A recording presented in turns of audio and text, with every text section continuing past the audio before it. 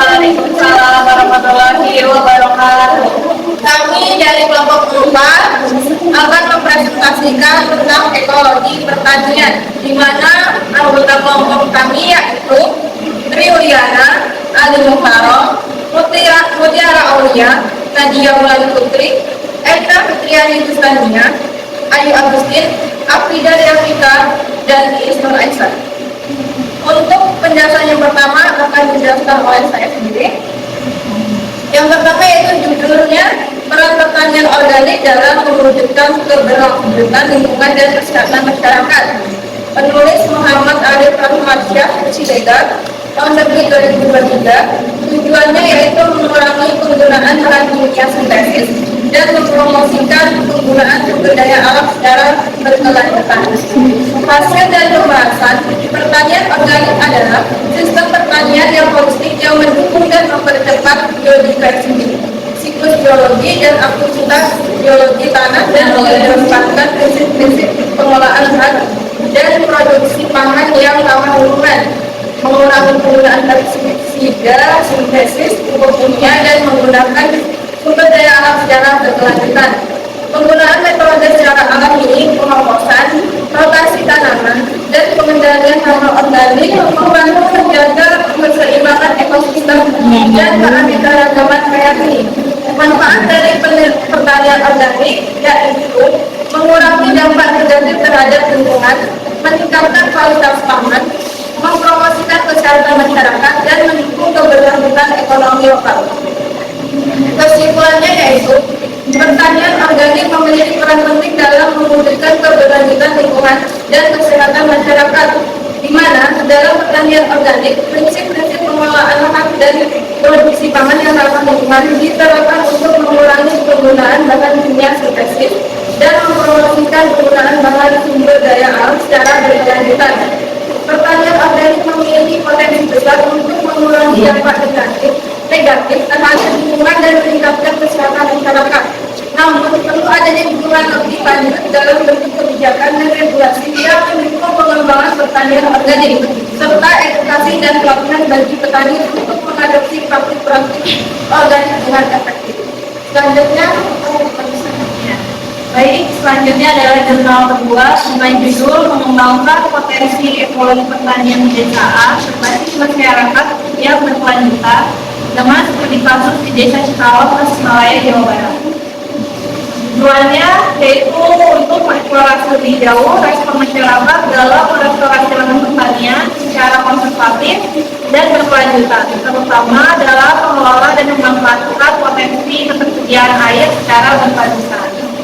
Untuk metode penelitiannya yaitu digunakan inventarisir, dokumentasi, dan menganalisis berdasarkan pada file data dengan literatur review. Penggunaan metode seperti yang sedikit diuraikan yaitu dengan pengamatan langsung serta dengan wawancara atau interview. Bagian dari pengumpulan data lapang yang kemudian dilakukan revisi atau fokus group discussion, yaitu dengan jumlah pesertanya adalah lebih dari 15 petani. Sedangkan data lapangan yang sudah terdokumentasi kemudian ditinjau dari perspektif sosial ekologi, kemudian dijadikan bahan untuk merekomendasikan tata kelola berdasarkan potensi alam sekitarnya. Hasil dan pembahasannya yaitu mengungkapkan bahwa ketergantungan petani telah mengulang kemandirian dalam bertani, sehingga petani sering dihadapkan dengan kegagalan dalam mencapai produktivitas tanaman padi. Perlu adanya pemahaman kondisi ekologi pertanian dengan berdasarkan pada karakteristik sistem atau potensi alam di dalam agar tercapainya sebuah adaptasi yang ekologis dan berkelanjutan. Kesimpulan dari jurnal ini antara lain yaitu menciptakan dan mengembangkan berkelanjutan ekosistem yang seimbang di suatu kawasan pedesaan, terutama di Desa Cikalong, Tasikmalaya, Jawa Barat, dalam rangka meningkatkan taraf hidup berdasar pada potensi alam sekitarnya. Jadi langkah penting dalam mengurangi kemiskinan di samping pengangguran yang terus menjadi masalah dan dalam pembangunan masyarakat pedesaan. Oleh karena itu, mengeksploitasi potensi alam pedesaan dengan berkarakteristik fisik, dataran tinggi atau padat, tentunya memiliki peluang dan tantangan tersendiri. Mana budidaya pertanian padi bukan lagi sebagai komoditas utama dan bukan menjadi harapan ekonomi yang diandalkan atau prioritas, sehingga perlu adanya terobosan baru yang inovatif, kreatif, dan dinamis dalam pengembangan ekonomi. Secara berkelanjutan, satu diantaranya adalah mengembangkan budidaya termasuk hewan yang secara empiris berdasarkan pada kondisi ekologi di dalamnya sesuai untuk dilakukan. Seiring dengan ketersediaan pangan yang cukup, memadai dan melimpah setiap musim, terutama pada kemarau maupun penghujan, hal ini bisa menjadi bagian dari pemberdayaan maupun penguatan masyarakat dalam meminimalisasikan potensial kita secara baik dan ekologi di dalam pertanian. Selanjutnya akan dilanjutkan oleh Pak Arten. Ketiga, sebetulnya informasi penyelamatan pestisida pada pertanian tadi menggunakan mikrokontroler audio berbasis internet optis. Terus itu Muhammad Fauzul Makarim juga datang material Sulawesi tentunya pada tahun 2022. Dan sebenarnya adalah untuk secara otomatis berdasarkan pengaplikasian sistem pengendalian pestisida agar menggunakan pekerjaan para petani melalui baik menggunakan sistem yang tidak optis. Pada penelitian yang digunakan adalah rancangan sistem mikrokontroler Arduino solid state, PCB ini pompa air dan bauket yang dapat disesuaikan. Pengiraan dilakukan pada lokasi yaitu pada pagi hari pukul 6 pagi, maka waktu tersebut diproses oleh Arduino untuk mengaktifkan relay yang menghubung pompa air untuk diirigasi sampai pukul 6 menit. Dan sore hari sekitar pukul 17.00 sampai 17.01 penyemprotan taman dilakukan pada pagi dan sore hari karena taman tidak banyak bergerak dan efektif. Hindari penggunaan pestisida pada saat cuaca mendukung atau hujan. Hasil dan pembahasan yang dibuat tersebut adalah percobaan ini melibatkan pemrograman mikrokontroler dan menganalisis serta merancang sistem kontrol otomatis pengembangan pestisida di sawah menggunakan mikrokontroler Arduino berbasis LOT. Karena saya seluruh alat bikin dari rangkaian di dalam casing box dalam yang baik di dalam bola dengan selang supaya simpulannya yaitu terkait sistem yang telah dibuat untuk memonitoring penyemprotan otomatis pada pertanian menggunakan mikrokontroler. Kemudian mengenai radius penyemprotan pestisida atau responsif tergantung kekuatan pompa air. Ketiga, data sensor dapat diketahui dari smartphone dengan aplikasi Android berbasis dan akan diarahkan melalui browser. Keempat, hasil penyemprotan otomatis dipelajari berbasis ekonomi yakni pada pukul 06.00 sampai 06.01 dan sore hari juga tepat pada pukul 17.00 sampai 17.01. Dan terakhir yaitu hasil pembuktian QoS atau QoS mendapatkan hasil memuaskan dengan mengambil ini yang dilakukan pada hari pertama dan hari kedua. Selanjutnya kami disampaikan jumlah selanjutnya adalah optimalisasi pemanfaatan sumber daya air untuk melakukan tahun ini 2019 terdapat politik pertanian yang dilakukan melalui badan air dengan prinsip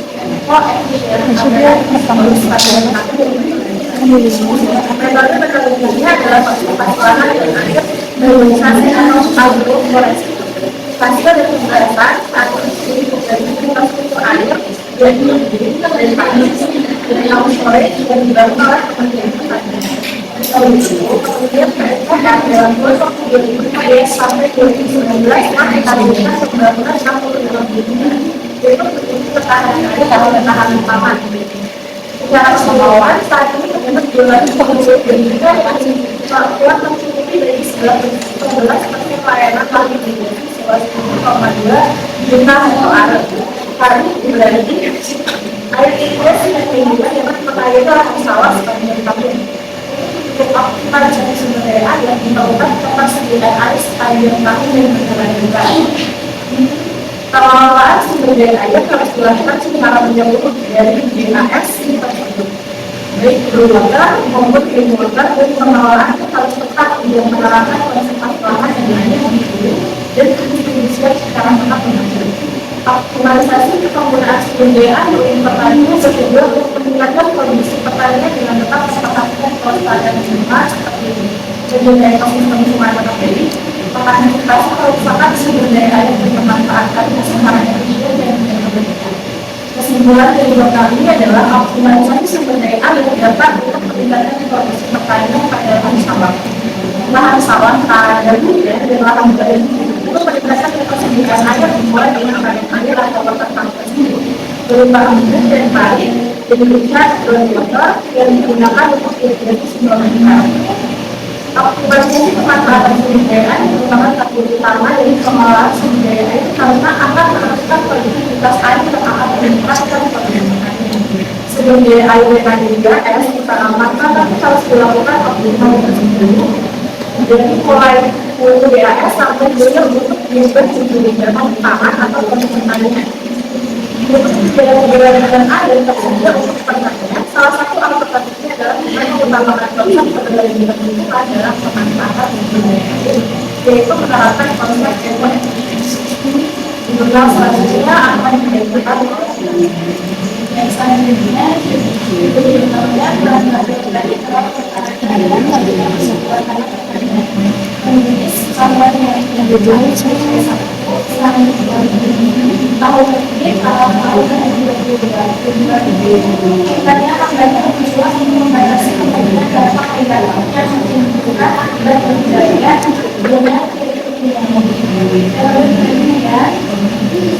sebagian besar alat pertanian baik lahan basah atau sawah maupun lahan kering itu memiliki kandungan berat badan utama yang berat. Fenomena ini oleh sebagian ahli disebut sebagai perjalanan menjadi perombakan lahan. Lalu pulang utara dapat melalui sarana limbah pertanaman dan ternak serta limbah lainnya yang mampu memperbaiki status lingkungan dan struktur tanah. Lalu pulang darat merupakan teknologi tradisional yang sudah cukup lama dikenal, merupakan suatu sistem yang berusaha untuk mengembalikan sumber bahan organik ke dalam tanah, baik dalam bentuk bahan pertanaman maupun ternak, yang selanjutnya bertujuan memberi makanan pada tanah. Bahan organik tanah pertanian yang ditemukan pada lahan hutan, lahan belum pernah dibuka atau dimanfaatkan untuk kegiatan pertanian atau penggunaan lainnya. Bahan pigmentan yang dari ini kemudian mengalami perubahan atau berkomposisi menjadi bahan pengusung tanah dan mengalami proses mineralisasi untuk pembebasan unsur hara untuk dimanfaatkan oleh tumbuhan dan tumbuhan pada vegetasi melalui sekitarnya. Penumpukan bahan organ tanah yang semakin tinggi kelapisan tanah yang semakin dalam dapat membahan dikarenakan dinamika bahan organik tanah yang dapat bergerak untuk aliran air perkolasi dan lapisan yang lebih dalam. Keunggulan bahan organik ini memperbaiki aerasi tanah, penetrasi akar, penyerapan air, dan mengurangi pergerakan permukaan tanah. Penambahan bahan organik pada tanah berhasil dapat memperbaiki retensi unsur hara dan air. Bahan organik sebagai sumber energi dari mikroorganisme dapat memacu pengembangan enzim yang dapat menambahkan jumlah oksigen dalam tanah. Bahan organik dapat memperbaiki kondisi pekasan tanah. Dekomposisi dan mineralisasi bahan organik untuk penyerapan tanah. Menjelaskan bahwa responden merupakan responden atau tempat penyimpanan tanaman di dalam tanah yang memiliki peranan dalam menjaga kebersihan tanah, membantu penyaringan udara dan air, mempromosikan retensi air, mengurangi erosi dan mengembalikan dampak penggunaan SDM baru bagi.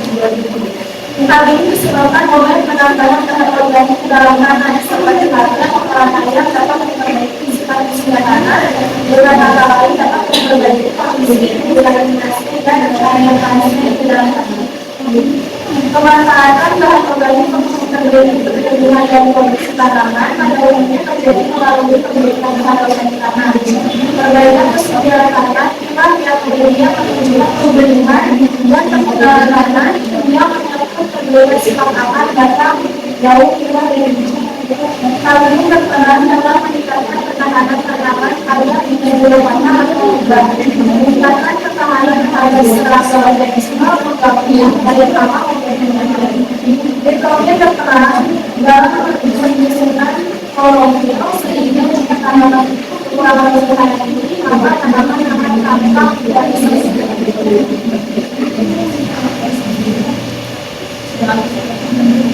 kesimpulannya, untuk memperbaiki kebersamaan pertanian sangat disarankan untuk menggunakan pestisida karena dapat merusak ekosistem. Berarti menggunakan tanaman organik sebagai lembaga meningkatkan tercapainya keberlangsungan ekosistem di dalam ulama dan pertanian. Bahan organik mampu menghasilkan pangan yang serat dan cukup berkualitas. Banyak teman-teman dengan melakukan pendapatan seperti berkurangnya polusi air, tanah dan udara, pakan dalam memiliki pada lingkungan serta menjaga keseimbangan ekosistem dan mekanisme kelanjutan dan berbagai. Selain memperhatikan bentuk yang ada, jalan tanah selain memberikan air agar kita menjaga sumber daya air, kita harus memanfaatkan secara efisien dan tidak boros.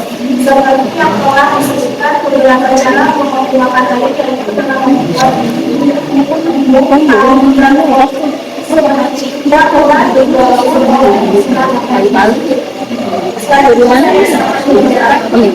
baik, demikian tadi presentasi dari kelompok 4. Kami persilakan untuk dua orang penanya ya. Bagi teman-teman yang mau bertanya dipersilakan. Mana ya? Kakak saya mau tanya. Ya.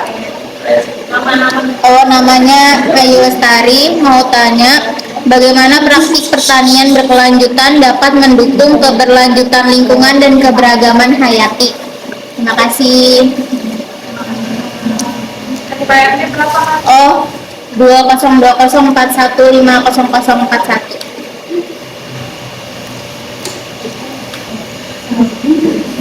Lagi pertanyaan.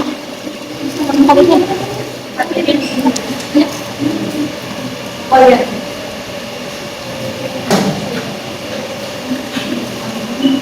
Saya Titi Mariachi, NPM 2020-41-5075 ingin bertanya, apa dampak penggunaan pestisida dan pupuk kimia terhadap ekosistem pertanian dan lingkungan sekitarnya?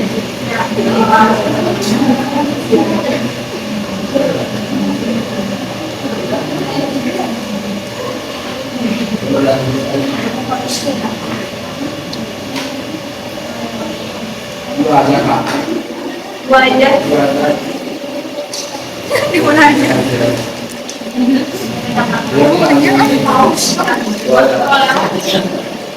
Yang kakaknya udah harus sesuai sama FPS. Kata lagi kamu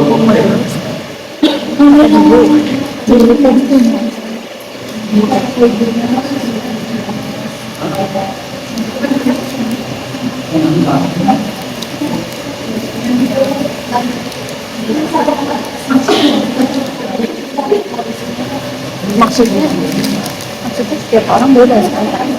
Emang faktornya apa?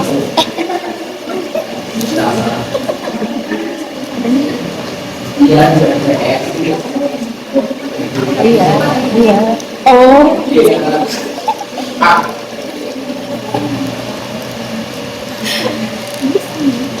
Kalau dia bilang sesuai LPS yang begitu kan? Dulu belum begitu. Dua doang.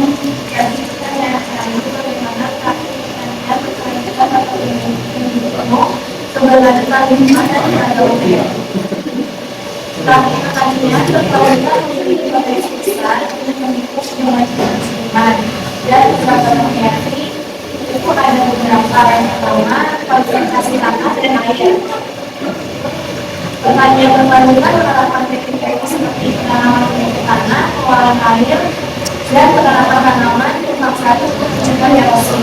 Kemudian yang kedua, penutupan organik, menggunakan pupuk organik dan memperlagi mengurangi kandungan pada kimia. Kemudian yang ketiga ada pestisida alam, menggunakan pestisida alam seperti pestisida nambati dan penyelamat alam. Kemudian konservasi keanekaragaman hayati, kami pertanian berkelanjutan mendukung konservasi keanekaragaman hayati dengan memelihara habitat alami.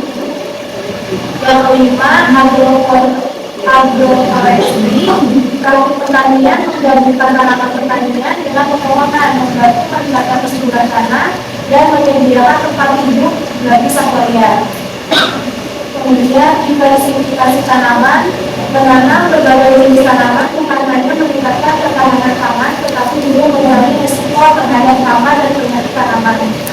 Kemudian pengolahan limbah, kampung pertanian berkelanjutan melibatkan pengolahan limbah yang berdasarkan termasuk dalam besar tanaman yang menggunakan